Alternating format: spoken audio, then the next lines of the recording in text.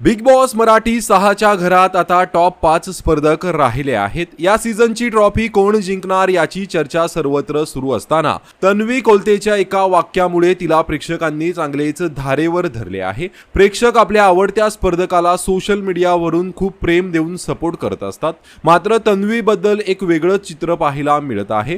Top 6 स्पर्धकांमधून Reva बाहेर पडली।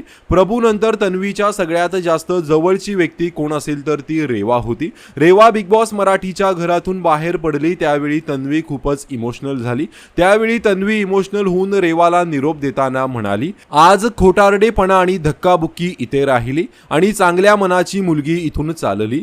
तन्वीचा हा टोमणा थेट विशाल कोटियन आणि अनुश्री माने यांना होता, कारण तिने घराबाहेर कोण जाणार असे जेव्हा बिग बॉसने विचारले तेव्हा ती खोटारडेपणा आणि कपटीपणा करणारे विशाल आणि अनुश्री बाहेर जाणार असं सांगितलं होतं। त्यामुळे तन्वीच्या अशा वागण्यामुळे प्रेक्षक तन्वीवर आता चिडले आहेत। प्रेक्षकांच्या मते आपला विजेता दुसऱ्यांना पाण्यात बघणारा नसावा, स्वतःला चांगलं बोलून दुसऱ्यांना वाईट बोलणारा आणि सतत तेच टोमणे मारणारा स्पर्धक त्यांना या सीझन विजेता नको आहे। त्यामुळे कदाचित आता तन्वी विजेती न होता अनुश्री विजेती होऊ शकते असा अंदाज मांडण्यात येत आहे।